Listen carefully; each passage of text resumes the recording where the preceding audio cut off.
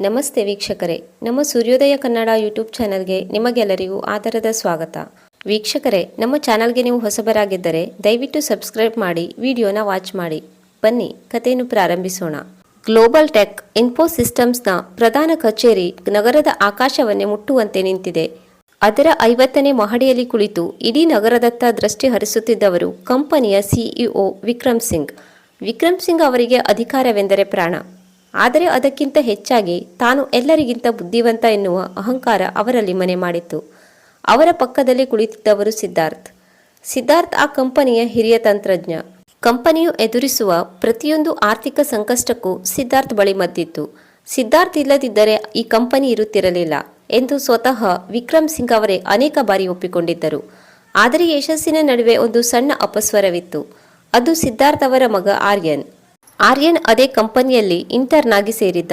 ಒಂದು ದಿನ ಬೆಳಿಗ್ಗೆ ಕಾಫಿ ಕುಡಿಯುತ್ತಾ ವಿಕ್ರಮ್ ಸಿಂಗ್ ಮತ್ತು ಸಿದ್ಧಾರ್ಥ್ ಕಂಪನಿಯ ಮುಂದಿನ ಯೋಜನೆಯ ಬಗ್ಗೆ ಚರ್ಚಿಸುತ್ತಿದ್ದರು. ಚರ್ಚೆಯ ಮಧ್ಯೆ ವಿಕ್ರಮ್ ಸಿಂಗ್ ಕಿಟಕಿಯಿಂದ ಕೆಳಗೆ ನೋಡಿದಾಗ ಕೆಫೆಟೇರಿಯಾದಲ್ಲಿ ಪುಸ್ತಕ ಓದುತ್ತಾ ಕುಳಿತಿದ್ದ ಆರ್ಯನ್ ಕಂಡನು. ವಿಕ್ರಮ್ ಸಿಂಗ್ ಹೇಳಿದರು, ಸಿದ್ಧಾರ್ಥ್, ಒಂದು ಮಾತು ಕೇಳಬೇಕೆಂದು ಬಹಳ ದಿನಗಳಿಂದ ಅಂದುಕೊಂಡಿದ್ದೇನೆ. ಬೇಜಾರು ಮಾಡಿಕೊಳ್ಳುವುದಿಲ್ಲ ತಾನೇ? ಸಿದ್ಧಾರ್ಥ್ ವಿನಯದಿಂದ ಹೇಳಿದರು, ಖಂಡಿತ ಇಲ್ಲ ಸರ್, ಕೇಳಿ. ವಿಕ್ರಮ್ ಸಿಂಗ್ ನಗುತ್ತಾ ಹೇಳಿದ, ನೋಡು ಸಿದ್ಧಾರ್ಥ್, ನೀನು ಈ ಕಾಲದ ಚಾಣಕ್ಯ. ನಿನ್ನ ಬುದ್ಧಿವಂತಿಕೆಗೆ ಸಾಟಿಯೇ ಇಲ್ಲ. ಆದರೆ ನಿನ್ನ ಮಗ ಆರ್ಯನ್, ಅವನನ್ನು ನೋಡಿದರೆ ನನಗ್ಯಾಕೋ ಆಶ್ಚರ್ಯವಾಗುತ್ತದೆ. ಅವನು ನಿನ್ನ ಮಗನೇ ಎಂದು ನಂಬಲು ಕಷ್ಟವಾಗುತ್ತದೆ. ಸಿದ್ಧಾರ್ಥ್ ಸ್ವಲ್ಪ ಆತಂಕದಿಂದ, ಏಕೆ ಸರ್, ಅವನು ಏನಾದರೂ ತಪ್ಪು ಮಾಡಿದನೇ? ಕೆಲಸದಲ್ಲಿ ನಿರ್ಲಕ್ಷ್ಯ ತೋರಿಸುತ್ತಿದ್ದಾನೆಯೇ? ವಿಕ್ರಮ್ ಸಿಂಗ್ ಹೇಳಿದರು, ಅಲ್ಲಪ್ಪ, ಕೆಲಸದ ಮಾತು ಬಿಡು. ಅವನಿಗೆ ಕನಿಷ್ಠ ಲೋಕಜ್ಞಾನವೂ ಇಲ್ಲದಂತೆ ಕಾಣುತ್ತದೆ. ದಿನ ಬೆಳಗ್ಗೆ ನಾನು ಅವನನ್ನು ಪರೀಕ್ಷಿಸುತ್ತಿದ್ದೇನೆ. ಆದರೆ ಪ್ರತಿ ಬಾರಿಯೂ ಅವನು ತನ್ನ ದಡ್ಡತನವನ್ನು ಸಾಬೀತುಪಡಿಸುತ್ತಾನೆ. ಅವನಿಗೆ ಯಾವುದು ಹೆಚ್ಚು ಬೆಲೆ ಬಾಳುವ ವಸ್ತು ಎಂಬ ಅರಿವೇ ಇಲ್ಲ. ಈ ಮಾತು ಕೇಳಿದ ಸಿದ್ಧಾರ್ಥ್ ಮನಸ್ಸಿಗೆ ಚುಚ್ಚಿದಂತಾಯಿತು. ಸಿದ್ಧಾರ್ಥ್ ತನ್ನ ಮಗನನ್ನು ಬಹಳ ಶಿಸ್ತಿನಿಂದ ಬೆಳೆಸಿದ್ದ. ಆರ್ಯನ್ ಓದಿನಲ್ಲೂ ಕೂಡ ಮುಂದಿದ್ದ.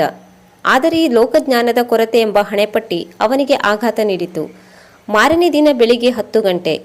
ಕಚೇರಿಯ ಕೆಫೆಟೇರಿಯಾ ಜನರಿಂದ ತುಂಬಿತ್ತು. ವಿಕ್ರಮ್ ಸಿಂಗ್ ತನ್ನ ಮ್ಯಾನೇಜರ್ಗಳ ದೊಡ್ಡ ಪಡೆಯೊಂದಿಗೆ ಅಲ್ಲಿಗೆ ಬಂದರು. ಆರ್ಯನ್ ಎಂದಿನಂತೆ ತನ್ನ ಮೂಲೆಯ ಸೀಟಿನಲ್ಲಿ ಕುಳಿತು ಏನೋ ಬರೆಯುತ್ತಿದ್ದ. ವಿಕ್ರಮ್ ಸಿಂಗ್ ಆರ್ಯನ್ ಬಳಿ ಹೋಗಿ ಜೋರಾಗಿ ಕರೆದರು, ಹೇ ಆರ್ಯನ್, ಇತ್ತ ಬಾಪ್ಪ. ಕಂಪನಿಯ ಸಿಇಒ ಕರೆದಿದ್ದಕ್ಕೆ ಆರ್ಯನ್ ಎದ್ದು ಬಂದು ವಿನಯದಿಂದ ನಮಸ್ಕರಿಸಿದ. ಸುತ್ತಮುತ್ತಲಿದ್ದ ನೌಕರರೆಲ್ಲರೂ ಕುತೂಹಲದಿಂದ ಇತ್ತ ನೋಡಲಾರಂಭಿಸಿದರು. ಸಿದ್ಧಾರ್ಥ್ ಕೂಡ ದೂರದಲ್ಲಿ ನಿಂತು ಅಸಹಾಯಕತೆಯಿಂದ ಇದನ್ನು ಗಮನಿಸುತ್ತಿದ್ದರು. ವಿಕ್ರಮ್ ಸಿಂಗ್ ಹೇಳಿದರು, ಆರ್ಯನ್, ನಿನಗೊಂದು ಟೆಸ್ಟ್. ನಿನ್ನ ಬುದ್ಧಿವಂತಿಕೆ ಎಷ್ಟು ಬೆಳೆದಿದೆ ಎಂದು ನೋಡೋಣ. ಅವರು ತನ್ನ ಕೋಟಿನ ಜೇಬಿನಿಂದ 2 ವಸ್ತುಗಳನ್ನು ಹೊರತೆಗೆದು ಟೇಬಲ್ ಮೇಲೆ ಇಟ್ಟರು. ಒಂದು ಹೊಳೆಯುವ ಆಪಲ್ ವಾಚ್, ಇನ್ನೊಂದು 500 ರೂಪಾಯಿಯ ನೋಟು. ವಿಕ್ರಮ್ ಸಿಂಗ್ ಹೇಳಿದರು, ನೋಡು ಆರ್ಯನ್, ಈ 2ರಲ್ಲಿ ನಿನಗೆ ಯಾವುದು ಅತಿ ಹೆಚ್ಚು ಮೌಲ್ಯಯುತ ಎಂದು ಅನಿಸುತ್ತದೆಯೋ ಅದನ್ನು ನೀನು ಮನೆಗೆ ಕೊಂಡೊಯ್ಯಬಹುದು. ಸರಿಯಾಗಿ ಯೋಚಿಸಿ ಆಯ್ಕೆ ಮಾಡು. ಆರ್ಯನ್ ಒಂದು ಕ್ಷಣ ಆಪಲ್ ವಾಚ್ ಕಡೆ ನೋಡಿದ. ನಂತರ 500 ರೂಪಾಯಿ ನೋಟಿನ ಕಡೆ ನೋಡಿದ. ಸುತ್ತಮುತ್ತಲಿದ್ದವರೆಲ್ಲರೂ ಪಿಸುಗುಟ್ಟುತ್ತಿದ್ದರು. ಖಂಡಿತ ಆಪಲ್ ವಾಚ್ ತಗೊಳ್ತಾನೆ, ಅದರ ಬೆಲೆ 30,000 ರೂಪಾಯಿ ಮೇಲಿದೆ. ಆದರೆ ಆರ್ಯನ್ ಮುಗುಳ್ನಗುತ್ತಾ 500 ರೂಪಾಯಿಯ ನೋಟನ್ನು ಎತ್ತಿಕೊಂಡು ತನ್ನ ಜೇಬಿಗೆ ಹಾಕಿಕೊಂಡ. ಧನ್ಯವಾದಗಳು ಸರ್, ನನಗೆ ಇದು ಸಾಕು ಎಂದನು. ಇಡೀ ಕೆಫೆಟೇರಿಯಾದಲ್ಲಿ ನಗುವಿನ ಅಲೆ ಎದ್ದಿತು. ವಿಕ್ರಮ್ ಸಿಂಗ್ ಹೊಟ್ಟೆ ಹಿಡಿದು ನಗತೊಡಗಿದರು. ವಿಕ್ರಮ್ ಸಿಂಗ್ ಹೇಳಿದರು, ನೋಡಿದ್ರಾ ಸಿದ್ಧಾರ್ಥ್, ನಿಮ್ಮ ಮಗನ ಜಾಣ್ಮೆ.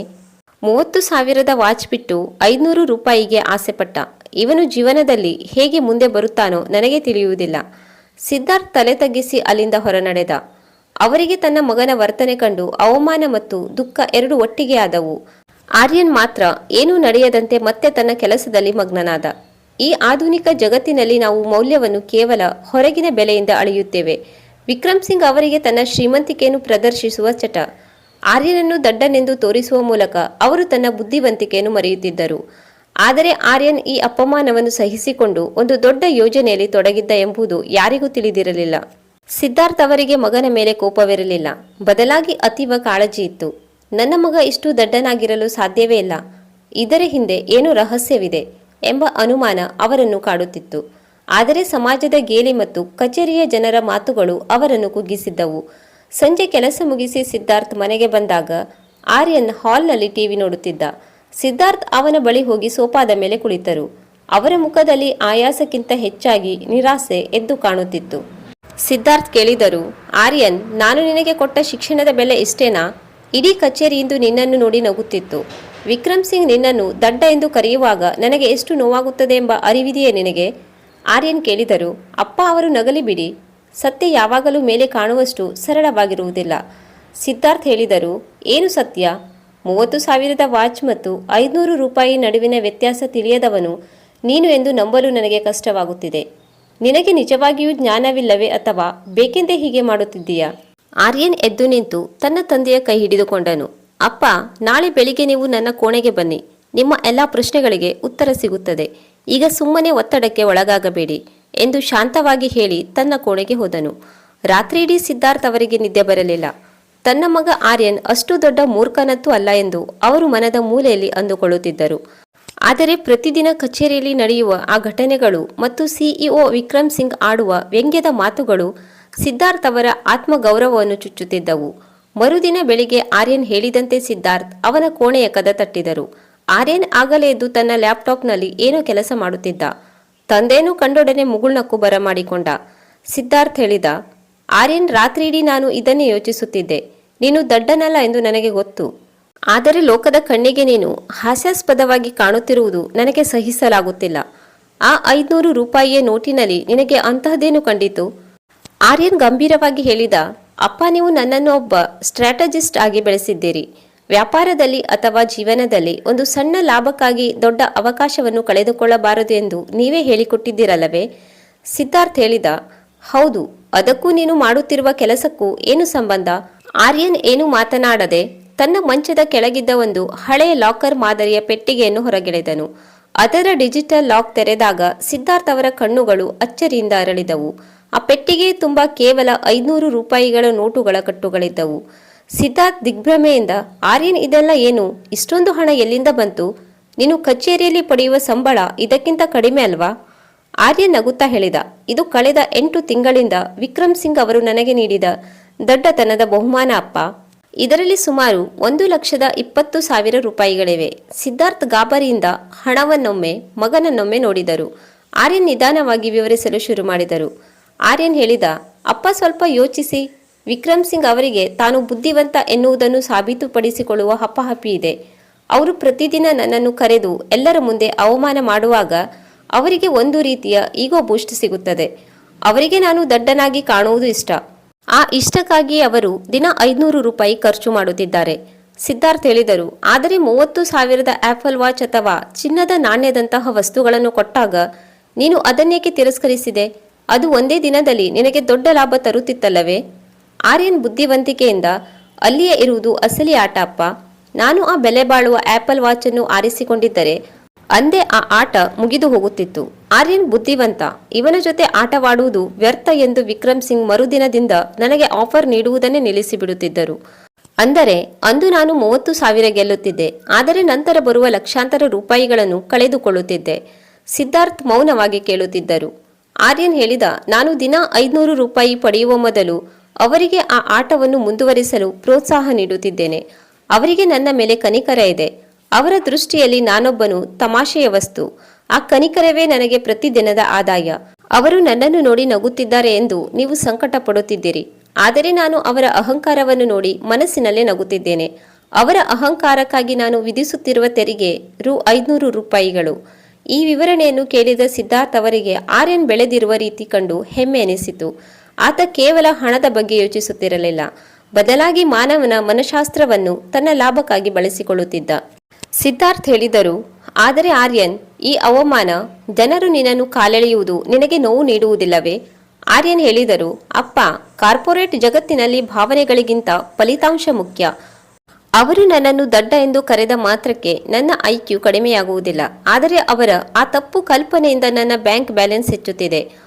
ಒಬ್ಬ ಬುದ್ಧಿವಂತ ಶತ್ರುವಿಗಿಂತ ತನ್ನನ್ನು ಬುದ್ಧಿವಂತ ಎಂದು ಭಾವಿಸುವ ಮೂರ್ಖ ಶತ್ರು ಹೆಚ್ಚು ಅಪಾಯಕಾರಿಯಲ್ಲ, ಬದಲಾಗಿ ಹೆಚ್ಚು ಲಾಭದಾಯಕ.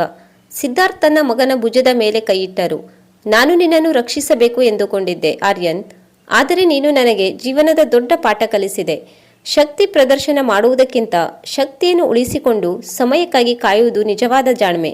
ಅಂದು ಬೆಳಿಗ್ಗೆ ಸಿದ್ಧಾರ್ಥ್ ಕಚೇರಿಗೆ ಹೋದಾಗ ವಿಕ್ರಮ್ ಸಿಂಗ್ ಮತ್ತೆ ಅದೇ ಹಳೆಯ ದಾಟಿಯಲ್ಲಿ ಮಾತನಾಡಿದರು. ವಿಕ್ರಮ್ ಸಿಂಗ್ ಹೇಳಿದರು. ಏನು ಸಿದ್ಧಾರ್ಥ್, ಇಂದು ನಿಮ್ಮ ಮಗನಿಗೆ ಮಾರುಕಟ್ಟೆಯ ಬೆಲೆಗಳ ಬಗ್ಗೆ ಏನಾದರೂ ಟ್ಯೂಷನ್ ಕೊಟ್ಟಿದ್ದೀರಾ?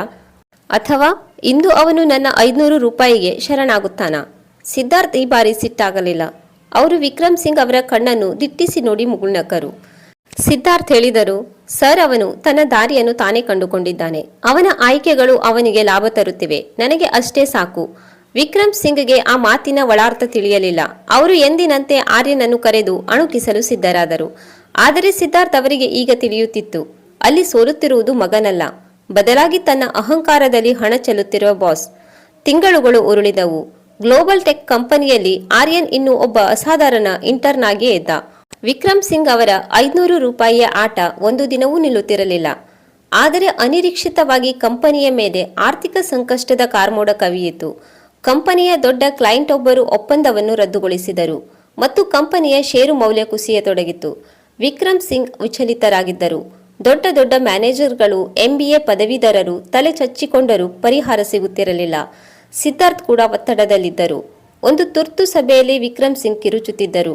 ನಮಗೆ ಬೇಕಿರುವುದು out of the box idea, ಪ್ರದರ್ಶನಕ್ಕೆ ಮಾತ್ರ ಸೀಮಿತವಾಗಿರುವ ಐಡಿಯಾಗಳಲ್ಲ, ವಾಸ್ತವದಲ್ಲಿ ಕೆಲಸ ಮಾಡುವ ತಂತ್ರ ಬೇಕು. ಆ ಸಮಯದಲ್ಲಿ ಕಾಫಿ ಕೊಡಲು ಬಂದಿದ್ದ ಆರ್ಯನ್ ಸದ್ದಿಲ್ಲದೆ ತನ್ನ ತಂದೆಯ ಪಕ್ಕದಲ್ಲಿ ಒಂದು ಸಣ್ಣ ಚೀಟಿಯನ್ನು ಇಟ್ಟು ಹೋದನು. ಅದರಲ್ಲಿ ಹೀಗೆ ಬರೆಯಲಾಗಿತ್ತು, ಸರ್ಕಾರಿ ಟೆಂಡರ್ನ ಷರತ್ತು ಸಂಖ್ಯೆ 4.2 ಗಮನಿಸಿ. ಅಲ್ಲಿರುವ ಲೂಪ್ ಹೋಲ್ ನಮಗೆ ವರದಾನವಾಗಬಹುದು. ಸಿದ್ಧಾರ್ಥ್ ಆ ಚೀಟಿಯನ್ನು ವಿಕ್ರಮ್ ಸಿಂಗ್ಗೆ ನೀಡಿದರು. ವಿಕ್ರಮ್ ಸಿಂಗ್ ಮೊದಲು ಅಸಡ್ಡೆಯಿಂದ ನೋಡಿದರು, ನಂತರ ಗಾಬರಿಯಿಂದ ಫೈಲ್ ತರಿಸಿದರು. ಆರ್ಯನ್ ಹೇಳಿದಂತೆಯೇ ಅಲ್ಲಿ ಕಂಪನಿಯನ್ನು ಉಳಿಸಬಲ್ಲ ಒಂದು ದೊಡ್ಡ ದಾರಿ ಇತ್ತು. ಇಡೀ ಬೋರ್ಡ್ ರೂಮ್ ಶಾಂತವಾಯಿತು. ವಿಕ್ರಮ್ ಸಿಂಗ್ ಆರ್ಯನ್ ಅನ್ನು ಕರೆದು ಹೇಳಿದರು, ಆರ್ಯನ್, ಈ ವಿಷಯ ನಮ್ಮ ದೊಡ್ಡ ಲಾಯರ್ಗಳಿಗೂ ಹೊಳೆಯಲಿಲ್ಲ. ನಿನಗೆ ಹೇಗೆ ತಿಳಿಯಿತು? ಆರ್ಯನ್ ಶಾಂತವಾಗಿ ಹೇಳಿದ, ಸರ್, ನೀವು ಪ್ರತಿದಿನ ನನಗೆ 500 ರೂಪಾಯಿ ಕೊಡುವಾಗ ನಾನು ದಡ್ಡ ಎಂದು ಎಲ್ಲರೂ ನಗುತ್ತಿದ್ದರು. ಆದರೆ ಆ ಸಮಯದಲ್ಲಿ ನಾನು ಬೇರೆಯವರ ಮಾತು ಕೇಳಿಸಿಕೊಳ್ಳುವ ಬದಲು ಕಂಪನಿಯ ಆಂತರಿಕ ದಾಖಲೆಗಳನ್ನು ಮತ್ತು ಮಾರುಕಟ್ಟೆಯ ಅಂಕಿ ಅಂಶಗಳನ್ನು ಆಳವಾಗಿ ಅಧ್ಯಯನ ಮಾಡುತ್ತಿದ್ದೆ. ಯಾರೂ ಕೂಡ ನನ್ನನ್ನು ಒಬ್ಬ ಸ್ಪರ್ಧಿ ಎಂದು ಪರಿಗಣಿಸಲಿಲ್ಲ. ಯಾರಿಗೂ ನಾನು ಏನು ಮಾಡುತ್ತಿದ್ದೇನೆ ಎಂಬುದು ತಿಳಿಯಲೇ ಇಲ್ಲ. ಆ ಮೌನವೇ ನನಗೆ ಈ ಜ್ಞಾನವನ್ನು ಕೊಟ್ಟಿತು. ವಿಕ್ರಮ್ ಸಿಂಗ್ ಅವರಿಗೆ ಅಂದು ತಮ್ಮ ತಪ್ಪಿನ ಅರಿವಾಯಿತು. ಅವರು ಆರ್ಯನನ್ನು ಕೇವಲ ಒಬ್ಬ ದಡ್ಡ ಎಂದು ಭಾವಿಸಿ ಅಣಕಿಸುತ್ತಿದ್ದರು. ಆದರೆ ಆರ್ಯನ್ ಆ ಅಣಕವನ್ನೇ ತನ್ನ ರಕ್ಷಣಾ ಕವಚವನ್ನಾಗಿ ಮಾಡಿಕೊಂಡು ಬೆಳೆದಿದ್ದ. ವಿಕ್ರಮ್ ಸಿಂಗ್ ಕೇಳಿದರು, ಆರ್ಯನ್, ನಾನು ನಿನಗೆ ಪ್ರತಿದಿನ ಬೆಲೆ ಬಾಳುವ ಗಿಫ್ಟ್ ವೋಚರ್ ಆಫರ್ ಮಾಡಿದರೂ ನೀನು 500 ರೂಪಾಯಿಯನ್ನೇ ಆರಿಸಿಕೊಳ್ಳುತ್ತಿದ್ದೆ. ಅದು ಈಗಲೂ ನನಗೆ ಅರ್ಥವಾಗುತ್ತಿಲ್ಲ. ನೀನು ಬುದ್ಧಿವಂತನಾಗಿದ್ದರೆ ಆ ದೊಡ್ಡ ಮೊತ್ತವನ್ನೇ ಆರಿಸಿಕೊಳ್ಳಬೇಕಿತ್ತಲ್ಲವೇ?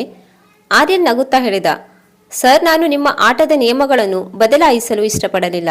ನಾನು ಮೊದಲ ದಿನವೇ ಬೆಲೆ ಬಾಳುವ ಗಿಫ್ಟ್ ಆರಿಸಿಕೊಂಡಿದ್ದರೆ ನೀವು ನನ್ನನ್ನು ಬುದ್ಧಿವಂತ ಎಂದು ತಿಳಿದು ಆಟ ನಿಲ್ಲಿಸುತ್ತಿದ್ದೀರಿ.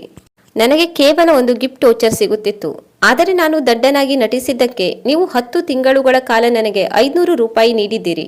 ಲೆಕ್ಕ ಹಾಕಿ ಸರ್, ನನ್ನ ಈ ದಡ್ಡತನಕ್ಕೆ ನೀವು ನೀಡಿದ ಒಟ್ಟು ಮೊತ್ತ 1 ಲಕ್ಷ ರೂಪಾಯಿ ದಾಟಿದೆ. ಸಭೆಯಲ್ಲಿದ್ದವರೆಲ್ಲರೂ ದಂಗಾದರು. ಆರ್ಯನ್ ಒಬ್ಬ ಶ್ರೇಷ್ಠ ಅರ್ಥಶಾಸ್ತ್ರಜ್ಞನಂತೆ ಮಾತನಾಡುತ್ತಿದ್ದ. ಆರ್ಯನ್ ಹೇಳಿದ, ಜೀವನದಲ್ಲಿ ಅತಿ ಬುದ್ಧಿವಂತನಾಗಿ ಕಾಣಿಸಿಕೊಳ್ಳುವುದು ಸುಲಭ, ಆದರೆ ಅಗತ್ಯವಿದ್ದಾಗ ಮಾತ್ರ ಬುದ್ಧಿವಂತಿಕೆ ಪ್ರದರ್ಶಿಸುವುದು ಕಷ್ಟ. ನೀವು ನನ್ನನ್ನು ನೋಡಿ ನಗುವಾಗ ನಾನು ಸಂತೋಷದಿಂದಿದ್ದೆ, ಏಕೆಂದರೆ ನಿಮ್ಮ ನಗುವು ನನ್ನ ಯೋಜನೆಯ ಯಶಸ್ಸಿನ ಸಂಕೇತವಾಗಿತ್ತು. ವಿಕ್ರಮ್ ಸಿಂಗ್ ಎದ್ದು ಬಂದು ಆರ್ಯನ್ನ ಕೈಕುಲುಕಿದರು. ಕ್ಷಮಿಸು ಆರ್ಯನ್, ನಾನು ನಿನ್ನ ಮೌನವನ್ನು ಅಜ್ಞಾನ ಎಂದುಕೊಂಡಿದ್ದೆ, ಆದರೆ ಅದು ಅಸಾಧಾರಣವಾದ ಸಂಯಮವಾಗಿತ್ತು.